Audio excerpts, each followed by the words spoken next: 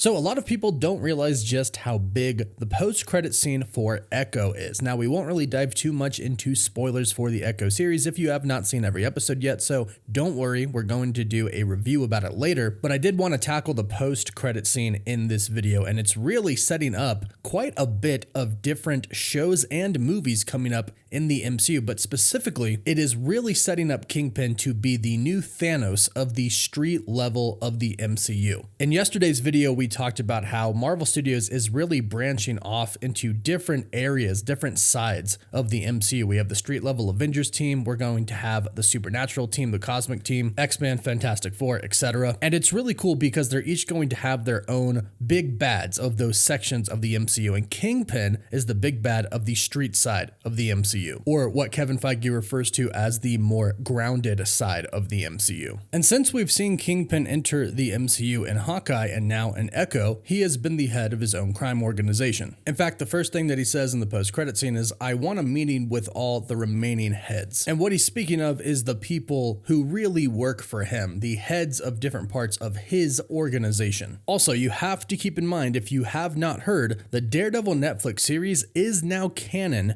to the MCU, meaning everything that took place, everything that happened in the Daredevil series with Daredevil and with Kingpin, that is all now a part of the MCU, and you should treat that like it actually was released on Disney Plus by Marvel Studios in the MCU, because that is essentially what it is now. In fact, Disney Plus has even put all of the Defender Netflix series on Disney Plus, and actually if you go in and you look in the different sections and you look at the timeline order, you can see that Daredevil, Jessica Jones, and others have actually been added to the MCU timeline. Daredevil, followed by Jessica Jones right after, has been added right after Guardians of the Galaxy Volume 2 and I Am Groot.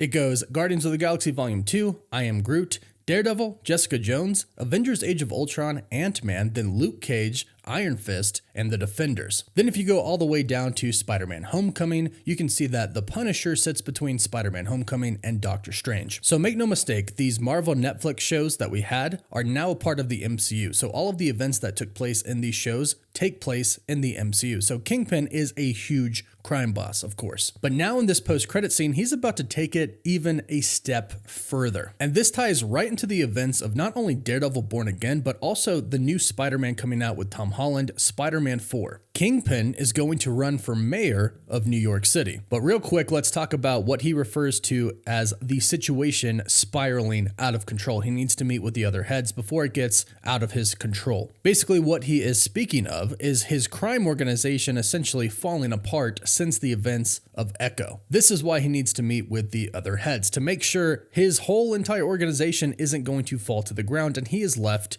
with nothing, which is also why when he sees the TV about the mayoral election, it's very appealing to him. He looks at a TV on his private plane and it says, "NYC race for mayor, no clear front runner." He has it on mute, but it catches his attention. Then he turns up the volume and we hear the host say, "Describe their ideal candidate." Speaking of people talking about who their ideal candidate would be, it turns out most people would want somebody who is a fighter, which works against the career politicians, meaning it works against pretty much the people who are currently running for mayor of New York, including the current mayor of New York City, which of course catches Kingpin's attention because that's who he is. He's a fighter. He's scrappy. I mean, the dude got shot in the face and he's still alive. And that is most certainly something that he is going to use in his mayoral campaign. I'm sure he's going to say the crime in the city is so bad, he got shot in the face, but he survived and now he wants to clean it up. I'm sure that's going to be a big push for him, a big selling point for him to become the mayor of New York City. Plus, not to mention in this, we have seen, especially in that first episode, just how much of an influence Kingpin has on the people of New York, including the police. We saw him in the beginning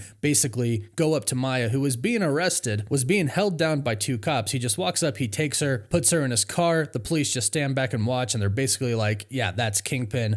Do what he says. Don't get in his way. If he wants that girl, let him take her. One cop even tells another cop, "Do you have any idea who that is?" Basically, Kingpin with his heads and the rest of his organization are already running New York City. But now Kingpin has the idea to actually run New York City as the mayor of New York City. The host continued to say that the people want somebody who understands the pain that they're going through. And they say a bare knuckle brawler would do good in this race. And again, the wheels are turning in Kingpin's head. He's going, that is me, someone who is not afraid to take on the establishment. And one of the hosts says, but wouldn't that person would have already come out by now? Wouldn't they have already announced that they are running for mayor? And they ask that if a candidate like this even exist, and that if he does, it's not too late in the process. There's still time for a candidate to come out and run for mayor. And then Kingpin leans forward, staring into the TV, thinking about what he just heard. And this is the moment he decides he is going to run for mayor of New York City. He is going to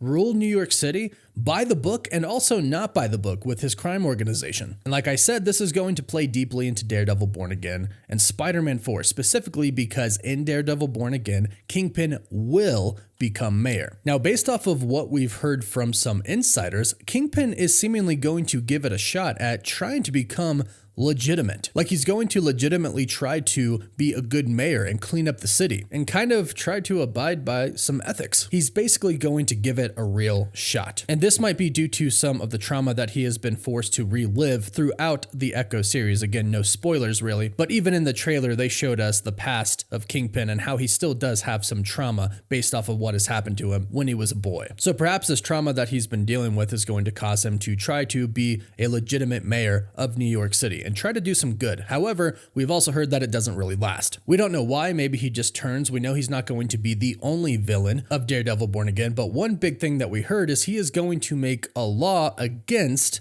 being a vigilante, which obviously affects Matt Murdock and Daredevil on the two different levels. Matt Murdock as a lawyer, because he'll probably have to represent some vigilantes. And of course, it affects him as Daredevil, a vigilante himself. This is also where we get into Spider-Man No Way Home. Spider-Man is in New York and Kingpin is going to be the mayor. A crime boss is going to be the mayor of New York City. This definitely affects Spider-Man since one, he is a vigilante and Kingpin is going to make that illegal. And two, of course, Kingpin is a classic Spider-Man villain. We are finally diving into a true Sinister Six era of Spider-Man in the MCU. In fact, I'm sure some of the other heads that he has as a part of his organization could be members of the Sinister Six. We could have Chameleon, we could have Scorpion. I'm sure they're saving those, of course, for either Daredevil or Spider-Man. But ultimately, I'm sure fans would just love if the Sinister Six consisted of people like Norman Osborn, Venom, of course, eventually, Dr. Octopus, and then we kind of have Vulture in the MCU right now, still not sure what they were doing